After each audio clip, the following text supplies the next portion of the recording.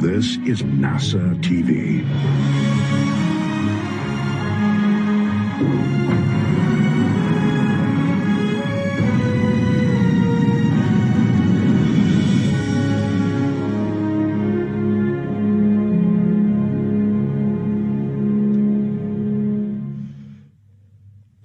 Good afternoon, and welcome to today's final briefing on the upcoming Crew 1 mission. This will be the first operational flight with astronauts aboard the Crew Dragon spacecraft and Falcon 9 rocket to the International Space Station. We are excited to be joined by the astronauts of that mission. NASA astronauts Shannon Walker, Victor Glover, Mike Hopkins, and Japan Aerospace Exploration Agency astronaut Soichi Noguchi. They are scheduled to launch on October 31st. Shannon Walker is the mission specialist for Crew 1. Shannon was selected as an astronaut in 2004. She launched to the International Space Station aboard a Russian Soyuz spacecraft and spent 161 days in space in 2010.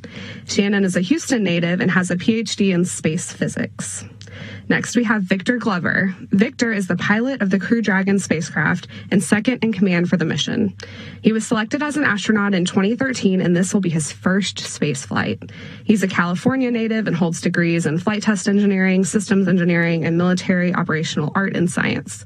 He is a naval aviator, a commander in the U.S. Navy, and was a test pilot in the U.S. Navy. Next, Mike Hopkins is the commander of the Crew Dragon spacecraft and Crew 1 mission. He was selected as an astronaut in 2009 and spent 166 days aboard the space station during expeditions 37 and 38. Mike grew up on a farm outside Richland, Missouri, has degrees in aerospace engineering, and is a colonel in the U.S. Air Force. Finally, Soichi Noguchi will also be a mission specialist for Crew 1. He was selected as an astronaut candidate in 1996 and is a veteran of 2 space flights. He launched on the Space Shuttle Discovery for STS-114, returned to flight in 2005, and aboard a Soyuz spacecraft in 2009.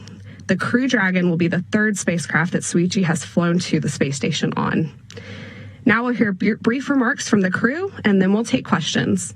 On the phone, please press star 1 to ask a question and star 2 to withdraw a question. You can also ask questions on social media using the hashtag AskNASA. Mike, over to you for some remarks. Thanks, Megan. First, I just want to thank everyone that's joining us today, and I'd like to just start off with a few thoughts. First, Crew 1 is ready. We didn't become a full crew until actually late February, early March, and since that time, the crew and the entire training team has done an amazing job of getting us ready and to this point. It certainly helps when you have a short timeline like this that you add experienced crew members, and certainly Soichi and Shannon, they fall into that category. So I'm very excited to be sitting here next to Victor, Shannon, and Soichi. We've had a lot of fun in our training, and not only are they great astronauts, but they're also great people. Second, I'd like to thank our families. Training for spaceflight can be very difficult, challenging for the families, and this year has added a few extra challenges, if you will, and our families have done a great job. They've been very supportive throughout all of this, and so I think all of us are very grateful to get to share this experience with our families. Third, you heard Megan mention that our launch is now on the 31st of October, and so that is a slip of a little over a week since from the 23rd of October. The crew actually doesn't have a lot of control over the launch dates, but what we do have a control on is our readiness, and so we're going to work very closely with our training team, with our leadership team, and make sure we're maintaining our readiness as we work through these slips to the launch date. And then finally, I just wanted to say thank you. Thank you to all of the people at SpaceX, at NASA, around this country and around the world that have helped us get to this point. It is very exciting to be a part of a new era in the human spaceflight program where we're using commercial companies now to get us to the International Space Station. I think for all of us, we feel very privileged and very humbled to play a small part in that. Victor? Yeah. And before we get started, I just wanted to briefly just also express some gratitude. I want to thank God for getting us to this point. I want to thank my family for their love and support, and for all of the NASA and SpaceX folks, and to our partners all over the globe that have gotten us to this point. amidst this global pandemic. Thank you so much for all that you've done. With that, I'll hand it off to Soichi. Thank you. I'm very happy to be here as a part of this wonderful crew for this SpaceX inaugural flight for the operation to the International Space Station. And my hats off to all the NASA team and JAXA team and the SpaceX team to make this mission successful. 日本の皆さんこんにちは、JAXA の野口聡一です。この、素晴らしいミッション SpaceX の第1号に、この素晴らしいクルーと共に飛べることをとても楽しみにしています。That's it. Shannon, take it away. Thank you, Soichi. So, again, I just want to echo my crewmates and saying thank you to all the people that have made this flight possible. As Mike said, we joined a little bit later, Soichi and I, so it's been a very intense 6 months worth of training, but we are ready, and I am very excited to get back to the space station. Thanks, everyone. All right, let's go back to Mike. I think you have a special update for us. That's right, Megan. So, before we get started with the questions, we did have one more announcement that we wanted to make. So, as most of you are probably aware, shortly after getting on orbit for the DM2 mission, Doug and Bob announced the name of their vehicle, Endeavour. And so we think that's a great tradition, and we're excited about the opportunity to name our vehicle. However, rather than wait until we got on orbit, we thought we would share that with you today. So without further ado, the Crew 1 Dragon capsule number 207 will henceforth be known by the call sign Resilience. So as you look at the definition of resilience, that means functioning well in times of stress or overcoming adverse events. And so I think all of us can agree that 2020 has certainly been a challenging year.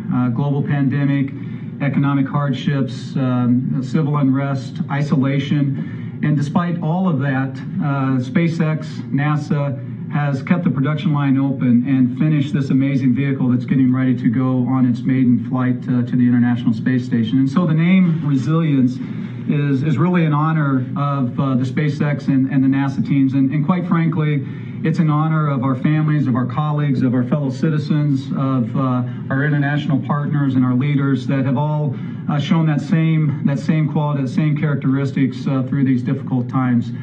If you look at our patch, you'll notice that on the border there's no names, there's no flags, and that was by design because that patch, it doesn't just represent the four of us, but it really represents the countless people that have contributed to getting the vehicle ready and getting us ready for this mission. And so that same theme applies to the name of this vehicle, Resilience. It is not just a connection for the four of us, but we really feel like it is a connection to all of you, to everybody. We hope that it brings a smile to your face. We hope that it provides something positive in your lives. And quite frankly, we hope that it's an inspiration that it shows when you work together, there's no limit to what you can achieve. So with that, the name Resilience, we're all very excited about, but we're ready for questions. Good words, Commander. Yeah. All right. That's awesome. Thank you so much for sharing that. Now we'll get on to some questions. Let's start with Marcia Dunn with Associated Press. Yes, hi. I suppose this question is for one of the two pilots. Do you consider, I know this is the first operational mission, but do you also see it as sort of a truncated test flight, if you will, since you're only the second flight? And by operational, do you think that implies that this is becoming routine, Dragon's flying crews? And talk a little bit about some of the safety upgrades made from the first mission, et cetera. Thanks so much. Yeah, you bet. I'll start off, and I'll let Ike chime in as well. But with spaceflight, unfortunately, there's usually nothing routine about it. You do sometimes get into a rhythm with it, but it's always a very dangerous business, and so you always have to take that very seriously. Certainly, the DM2 mission was the official demonstration test flight of this vehicle. However, we are going to see a lot of firsts when we get up there and fly. It's the first time we're taking 4 crew on board, and so that puts more challenges on the environmental control systems and things of that nature. It's going to stay up there for 6 months versus 2 months, and so we're still going to be learning about things regarding time and space and the impacts of that environment. And so we recognize that it is a certified vehicle, but we also recognize that there's going to be some new features, and I'll let Ike talk about some of those new capabilities that we will potentially be demonstrating while we're on board. Absolutely. So our vehicle has new hardware. For example, we are a little more robust to the loads at splashdown. We also have new software that enables us to undock from one docking port, say the forward docking port, and then reposition to the zenith, the one that's on top. We also have floor crew, as Mike mentioned earlier. All of those things are features that we will be exercising for the first time. But also, the way the administrator put it when he was asked that the Bob and Doug's mission was the developmental test mission, our mission is like an operational test mission. So as soon as we hit day 64, that's going to be the first time a Crew Dragon at the space station has reached that milestone. And then every day after that will be new territory. Question, let's go to Lauren Grush with The Verge. Hi, thank you so much. My question is for the American astronauts. You're currently slated to fly right before a very big election, and your fellow astronaut Kate Rubin says she plans to vote from space. I'm curious if you'll be doing the same or if you will be early voting, just in case. All of us are planning on voting from space. NASA works very well with the different election organizations because we're all voting from different counties, but it was easiest for us just to say we were going to vote for space, so that's what we're going to do. All right, let's go to Michael Sheets with CNBC. Hi, all. You all come from very, very different backgrounds, both in terms of your experiences with space flights. Victor is your first, Noguchi is your third. I'm curious, as you guys have gotten to gel as a team, what is that experience like, getting to know one another in the last few months, as well as wrapping up your training together? I'll start off with that, and then maybe I'll let the guy that's getting ready for his third space flight add to it. But that has been what's made this crew, I think, so special. You look at Victor, and yeah, this is his first flight, but he brings a wealth of experience, operational experience with the Navy to the table. And so, it doesn't matter that he's as a rookie from spaceflight perspective. He just contributes all the time, and I really rely on his advice. Shannon has flown before. She's been around NASA for quite a while here at Johnson Space Center, and it's the same kind of thing, right? That bringing that experience to the table. Both she and Soichi have trained as a left seat flyer on the Soyuz, and so even though in this particular capsule they don't have access to all of the controls, all the displays like Victor and I do, we still take advantage of their experience, of their advice. Sometimes they're sitting there and they see things that Victor and I may not see because we're busy on the displays. And so the opportunity to take advantage of that experience has really been helpful. And then, the last thing I would say is that, one of the advantages, I think, of this pandemic and how we've been training is when we go out to SpaceX, for example, and train out there, we have been together for 24 hours a day. And that gives you, they're laughing, but that gives you an opportunity to get to know each other outside of the workplace too. And so we've shared a lot of nights sitting around the dinner table and talking about things other than spaceflight, and that's been very helpful as well. Yeah. Soichi, I don't know if you want to add anything in terms of your third space flight. Yeah, actually, for this training flow, both Hopper and Ike started like 2 years ago. So they know the SpaceX system inside out. And Shannon and I joined like last February, March. So it's relatively short. But the important thing is all of us kind of contribute to this wonderful team. Everybody is bringing something to the table. And Shannon and I have the luxury of flying in Soyuz and Hopper as well, and also cherished Ike's test pilot background. We really respect his input. So all of us, this diversity definitely brings the team's resilience as well. Mm-hmm. So this is the one for all for one. That's come from Shannon, but definitely the four of us contribute to the wonderful team of this Crew One. And if I could add one little short thing, we have, I think, captured the best of the training from the Soyuz training flow and the shuttle flow, where you had a bigger crew, and to really see the best of both worlds, I think, is made it special. And we have a ton of fun training together. Awesome. Okay, let's go to Bill Harwood with CBS News. Hey, thank you. This is for Shannon. Would you, we've heard this in earlier briefings, but from the crew, talk about the value of having at least 4 USOS crew members on board the ISS at the same time in terms of increasing scientific productivity. How big of a milestone is that to the research community? And then a second really quick question, can someone explain Ike's nickname? Thanks. Well, we'll let Ike explain his nickname. But in terms of having more people on the station, so by the time we get up there, Kate will already be there. So we'll have 5 people on the USOS side, as we call our half of the space station. And so it is huge. The amount of research that we can get done and the science that we can get done with just 1 or 2 more people is more than just 1 or 2 more people's worth of science. And you also have the luxury of a regular sized crew, say a crew of 3, which may only be 2 USOS or 3 USOS people, still work on science while you're doing other things with the space station, be it maintenance or other items that need to be taken care of. And so the ability for us to accomplish whatever needs to be accomplished goes way high with more people on the station. Okay, so it's an acronym. It stands for I Know Everything. And the short story is, it is a reminder to never pass up an opportunity to keep my mouth shut. And I'll start now. Hey, he knows everything, by the way. Yeah. Very nice. All right, let's go on to David Curley with Discovery Channel. Thanks for taking the call, everybody. To Mike and Victor, Ike, go Mustangs. Can you talk to us a little bit about the issue with the heat shield and the tiles, and are you comfortable with the fix that everyone else seems to be comfortable with? Thank you. Yeah, you bet.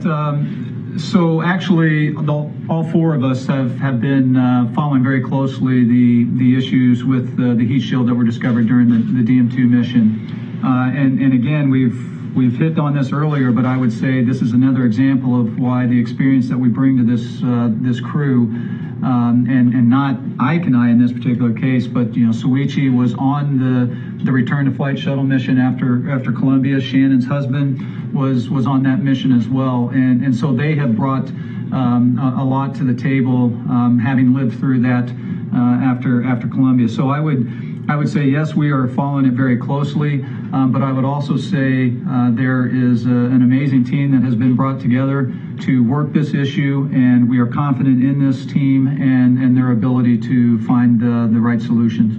Yeah. Thanks. Let's go to Marina Corin with The Atlantic.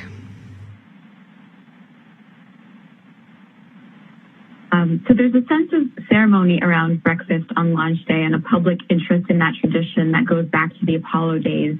Have you thought yet about what you'd like to eat for breakfast that day, which I guess now is actually going to be more of a midnight snack? A lot. I'm not sure that's a good idea. Actually, we had one of our first meetings today just on what that schedule is going to look like, and so a lot of those little details in terms of what we're going to eat and when we're going to have that meal, we're still working through those, but I have no doubt that we're going to be well fed. The team down at KSC, in fact, actually the team here at Johnson Space Center, because we'll go into a quarantine period before we even leave for the Cape, and so the meals that we'll have here and the meals that we'll have down there, I know are going to be absolutely fantastic. One thing I can quickly add is Ike earlier mentioned we are taking the good piece from the shuttle side and the Russian Soyuz side. We're picking the good tradition. The breakfast is one thing. We're starting to talk about the last final 2 weeks on the ground, and we're starting to pick some of the good tradition we like from the Soyuz side, and we're trying to keep the other good side from the shuttle side, so we can enjoy the best side of those 2 worlds, and we can start a new transition. Awesome. Okay, let's go to Miriam Kramer with Axios. Hi, thanks so much. So my question is for the 3 American astronauts. So y'all are flying to space at a somewhat fraught time with the ongoing pandemic and protests around the country, like you mentioned, Mike. And I'm curious what you all see as your role as astronauts within that broader context. Thanks very much. I'll start. I mean, I think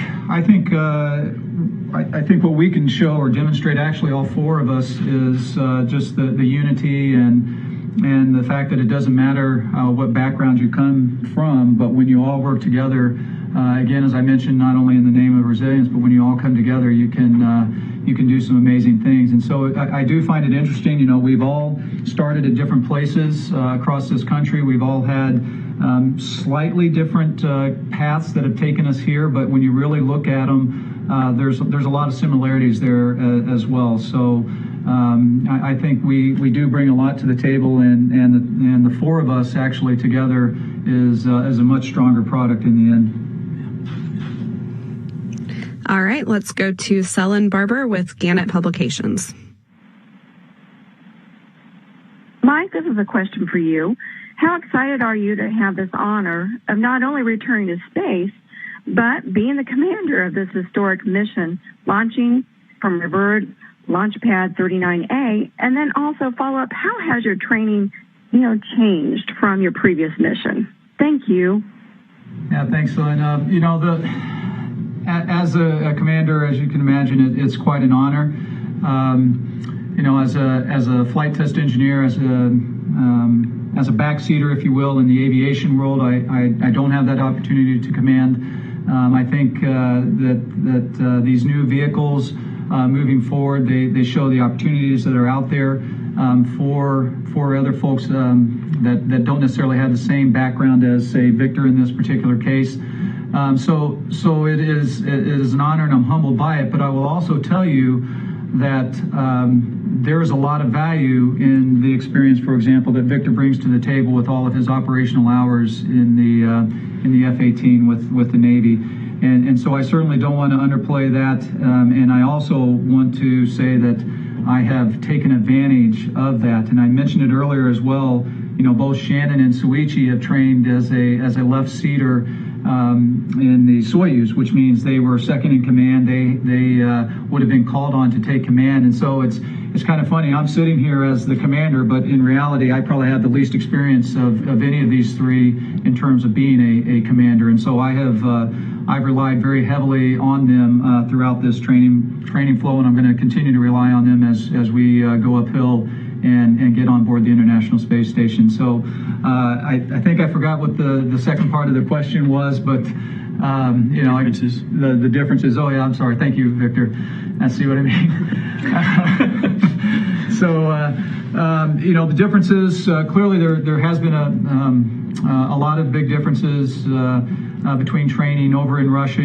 Some of them are logistics associated. When you go over and train in Russia, you're going for 3, 4, 5, 6 weeks at a time before you get to come home. Whereas here, we go out to SpaceX, we spend a week in Hawthorne, and then we get to come home and be with our families on the weekends. And so I can't say enough about how that piece is. It's nice. It's nice to be able to see your family, your loved ones on the weekends. And so hats go off to our colleagues and our crewmates that are continuing to go through the Russian training flow, because it does present a few more challenges associated with it. The other thing I would say that's a little bit different is this is new. The Soyuz is a well-proven program, and the training program is the same. The crews have been going through that, and I would say one of the things that I remember, one of our fellow astronauts, Joe Akaba, before my last flight on the Soyuz, as I was getting ready to go over for the final qual exams and all of that, I didn't feel like I was ready. And I mentioned this to Joe, and he said, "Mike, trust the system. By the time you're ready to launch,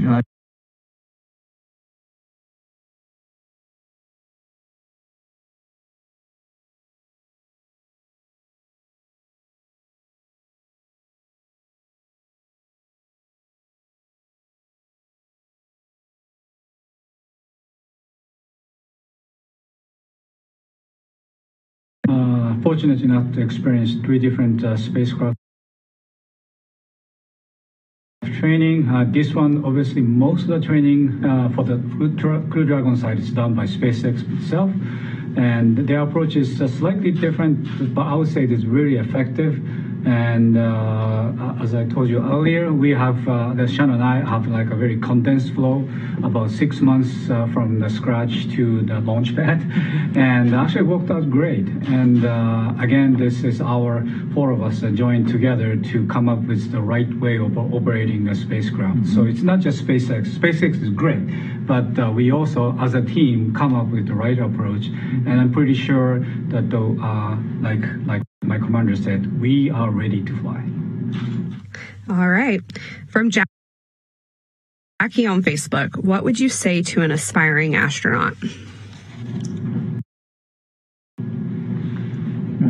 You know, I think the 3 things I generally say when I get the privilege to go talk to young folks is to be gritty, Gritty. It means to persevere and to not be afraid to work hard, to be a lifelong learner inside and outside the classroom, and to work very hard at being a good teammate. And that last one is very tough because at the end of the day, it's not up to you. It's up to the people to your left and to your right. So to be gritty, to be a lifelong learner, and to be a good teammate. All right. From Elaine Berger on Twitter, how comfortable do you all feel in the mock-ups of the capsule being 4 people inside? I'll take that. Yeah, you got it. I think it's very comfortable compared to the Soyuz, which has 3. It's a much tighter space where you're actually sitting. The Soyuz does have another compartment where it has stowage. In the Crew Dragon, it's just one compartment, so your stowage and your people are all together. But it makes it feel a little more space-ish. Space-ish. It's hard to say. But it's nice. It's comfortable. All right, let's go back to the phone bridge for some more media questions. Robert Perlman with Collect Space. Hi, thank you. For all 4 of you, what is the milestone of reaching 20 years of continuous human occupancy on the ISS mean to you each personally? And what does it say about the overall state of human space exploration when you consider that over the last 2 decades and 240 people, there have been less than 24 women, less than 20 people who were from countries other than the U.S. and Russia, and only now, with Victor, you're becoming the first African-American astronaut to become a space station expedition crew member. Well, I'll start.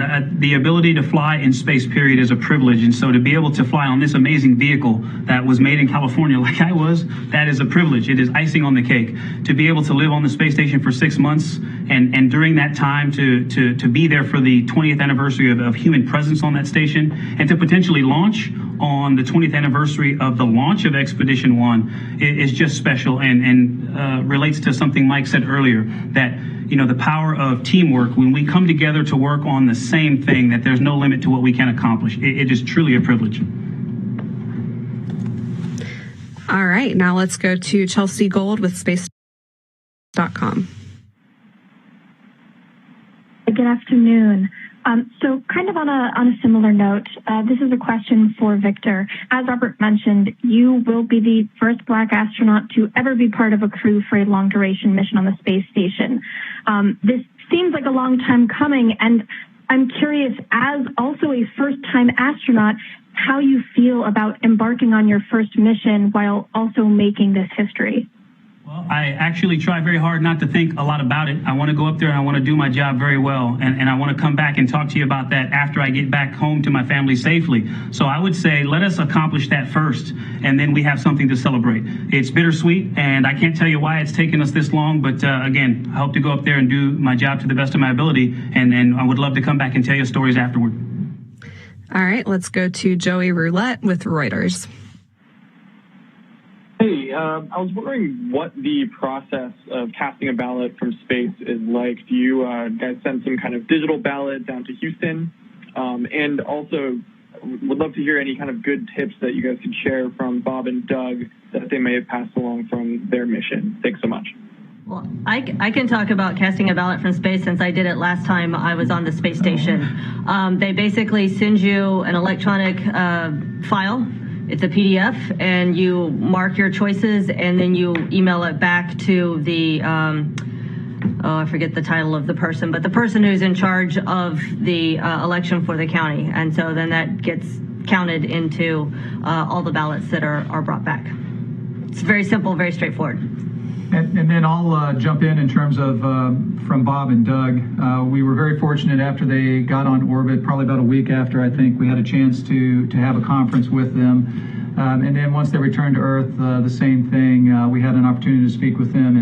And one of the great things about that is you get to hear sometimes the little details that don't show up in a training program or a training lesson. And some of those things are simple. Some of those may not seem like a lot, but they can be very important. For example, they talked a lot about some of the sounds that occurred during the fueling process. You know, this is something that we haven't done in the past. And so having astronauts in the capsule on the rocket as you're fueling it up is a little bit different. And so listening to them describe some of those sounds is very helpful, because then when we hear them during that process, you're expecting it, and it's not as big of a surprise, and you're not sitting there looking at each other were we supposed to hear that.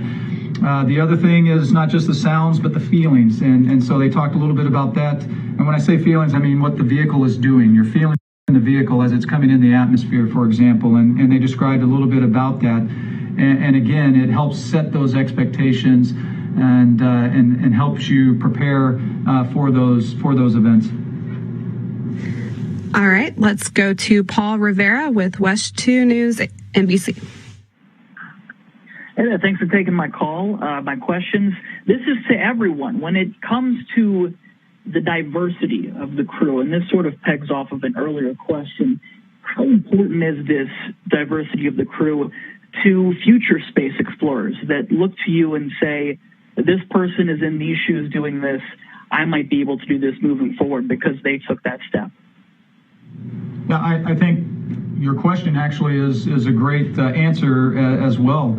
I think that is one of the nice things about this crew is people out there can take a look at it and find something similar, familiar to them, and we hope that can be an inspiration to them. But I mentioned this a little bit earlier, and I'll mention it again. When you really look at our backgrounds, there's a lot of similarities there, and so focusing on those similarities, I think, is pretty important as well, but also celebrating our differences and hoping that can inspire folks from all across the country and the world, I think is a great thing.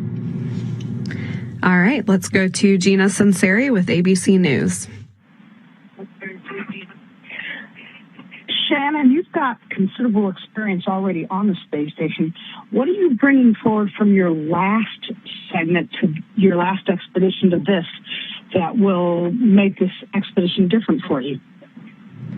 That's a good question. I haven't thought too much about that. I think one of the things that I will bring is my experience, which doesn't sound like a very concrete answer, but my experience of having already lived and worked there will give me a huge head start and make me much more efficient this time around than I was last time I flew.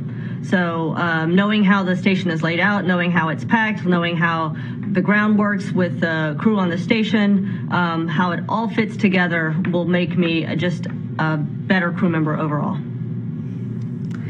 Okay, let's go to Dave Mosher with Business Insider. Hi, all. I kind of want to spring off an earlier question, and this is for anyone who's most excited to answer it.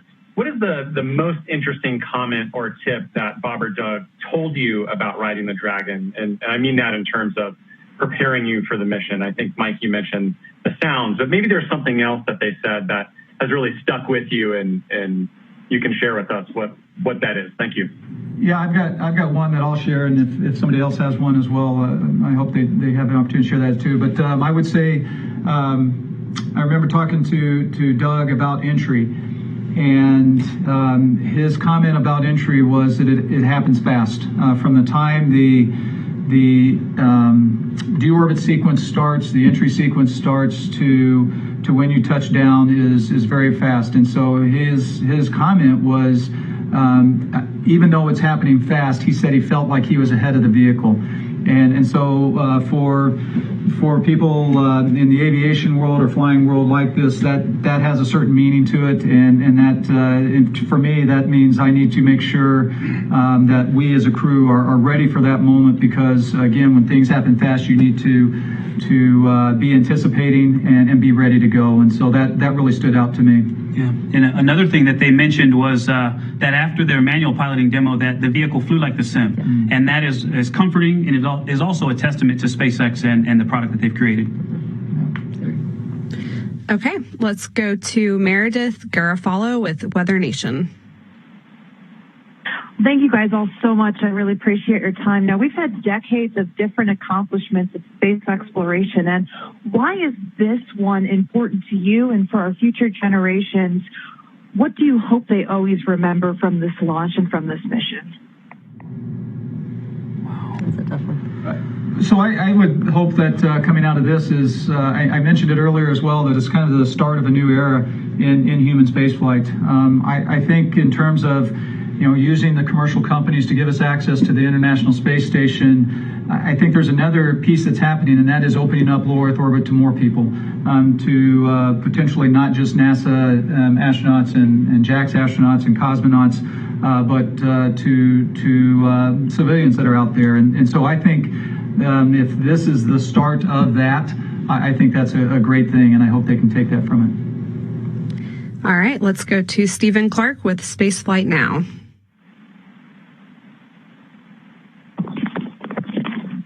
Hi, thank you. I was wondering which of you are training, or which of you would be expected to go outside for an EVA, at least which of you received EVA training.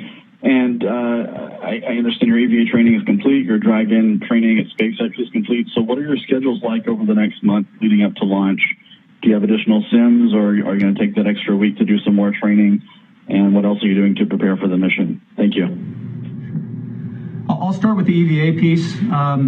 So in terms of training for EVA, actually all four of us are trained for EVA. In terms of going out the door, Victor, myself, and Soichi will go out the door. And Kate. Kate, thank you.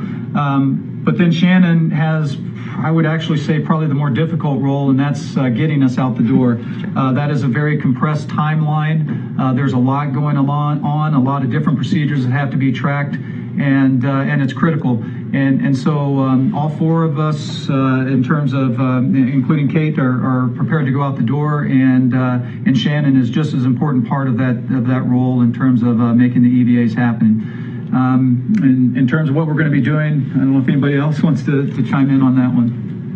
We do a little bit of refresher training. The bulk of our training is complete, but there will probably be a sim or two in there to make sure that our skills are tip-top when we're ready to go. But we do also get the opportunity to take some time off. And so we'll have about a week where we can spend time with our families and wrap things up at home before we go away. That's going our time on orbits, across a major holiday season. We'll be home after tax season. There may be things that we need to take care of before we go. Yeah, taxes. You gotta do your taxes. and then we'll be right into quarantine, getting ready to go. All right, let's go to Frida Juarez with El Universal. Hi, everybody. Thank you for taking my question. I was wondering, this one is for everybody.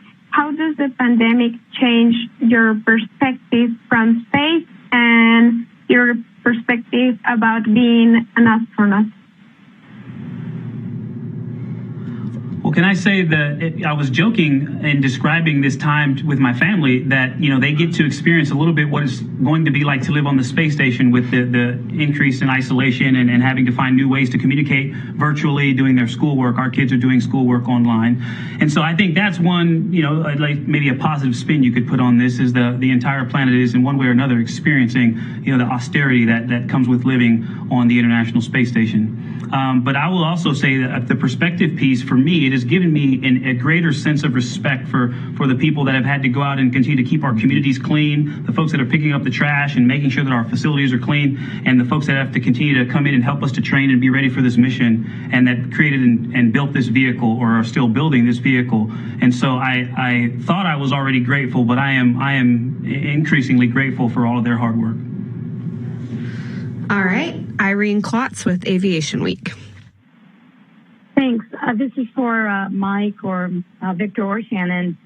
NASA has gone through this route of trying to open up LEO previously, and shortly after shuttle started flying with flying politicians and school teacher and so forth, and we know how that worked out.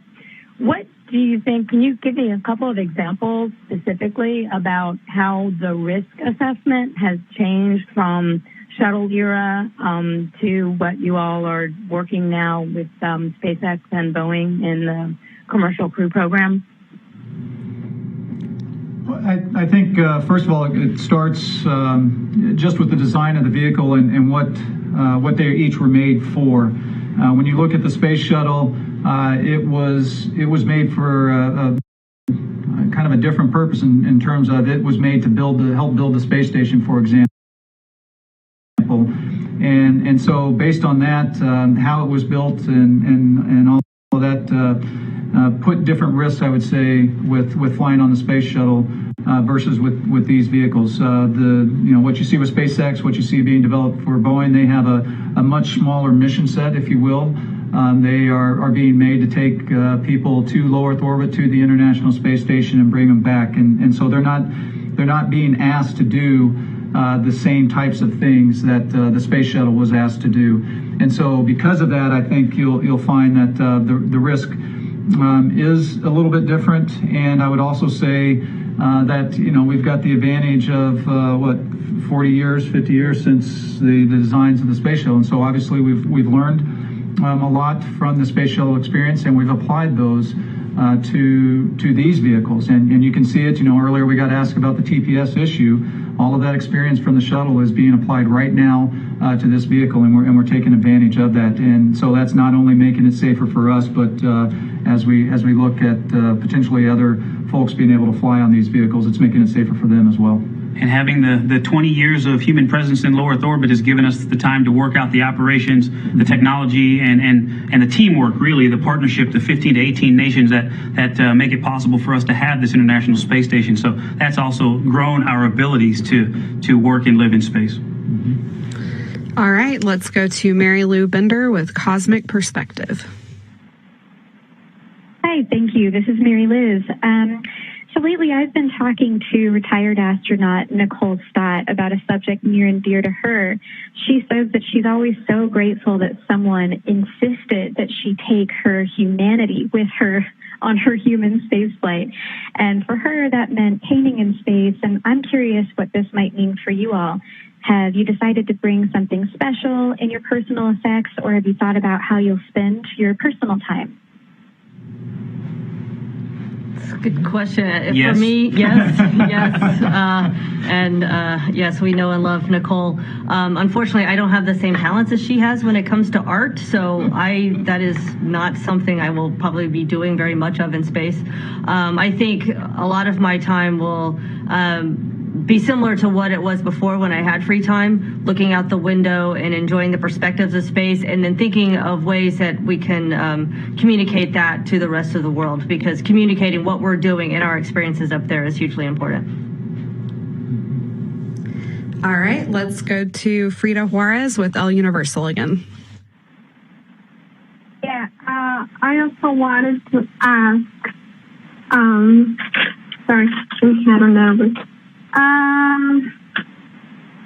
Sorry. So,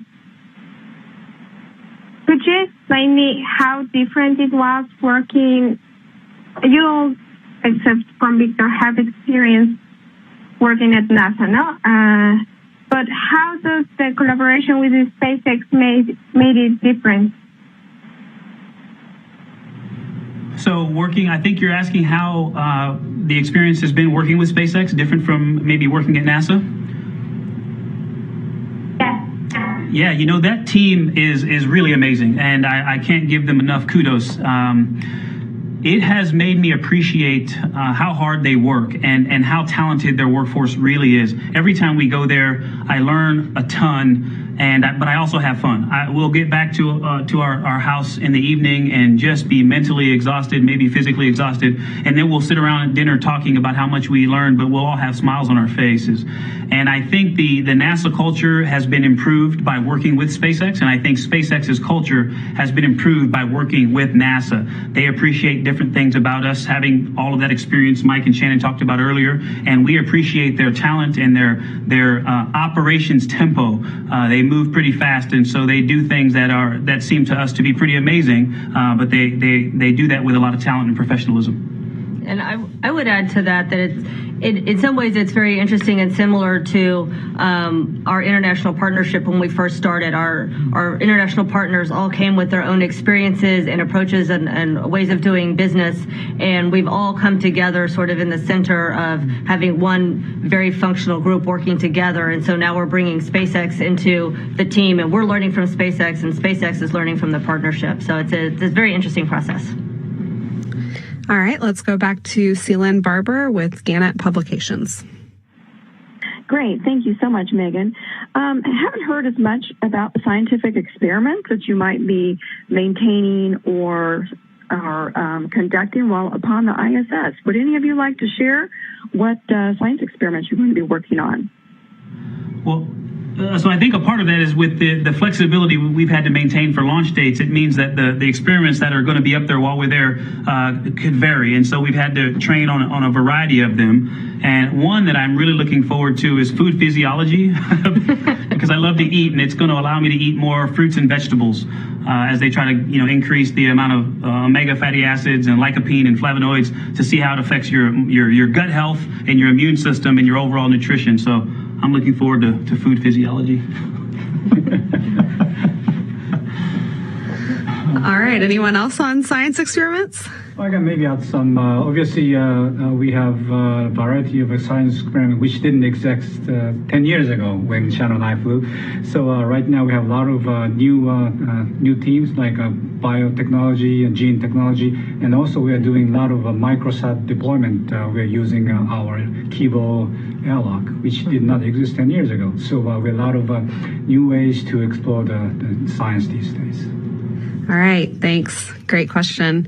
Just a reminder, if you have a question on the phone, you can press *1 to ask your question or *2 to withdraw your question. All right, let's take a couple of more questions from social media. Margaret on Facebook wants to know about your patch. What are the symbols in the patch? What does it stand for? So the symbols on the bottom of the patch on that border that are kind of the shadow symbols, they represent the previous U.S. launch vehicles, and so that's the Mercury, the Gemini, the Apollo, and then you'll see the shuttle symbol there. And of course, that's then flowing into the Crew Dragon. And if you look above the head of the Dragon in the background, you'll see the outline of the International Space Station, which is our destination right now. All right. Another question from the SpaceX Reddit group on Twitter. Can astronauts customize their suit and helmet colors? Soichi Noguchi had a cool black helmet in training.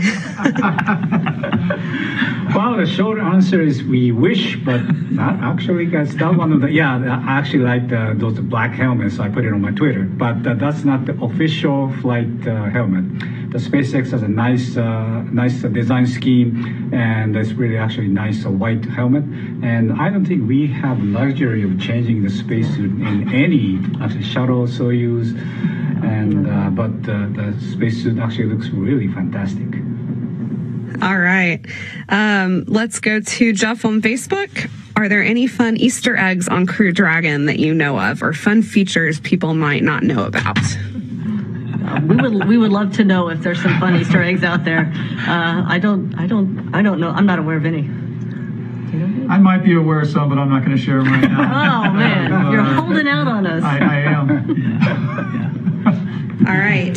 And for our final question for today, let's go to Mary on Twitter. What do you, as astronauts, consider a personal goal during the Crew 1 mission? Maybe each of you can give a brief answer here.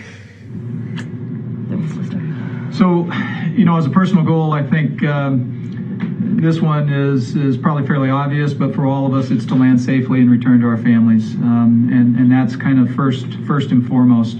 I think one of my other goals is I'm very excited to fly with Victor on his first flight, and part of that goal then is looking forward to seeing what he does on his next flight. I've listened to the advice of my colleagues and good friends, and I'm going to make a point to try and capture the moments, take a lot of pictures of the things that we do inside, not just our beautiful planet, but also of my crewmates as well, to try and really capture that experience, but also just to experience it itself. Victor's goal is very similar to my goal. We've worked very hard to get to this position. We know we've got a lot of hard work ahead of us on the space station, so we want to accomplish our work, but still have a lot of fun doing it. So if we can come back as a happy crew like we're going into space as, that's going to be a good thing. That's a good goal. All right. I would say every day is a new day in space.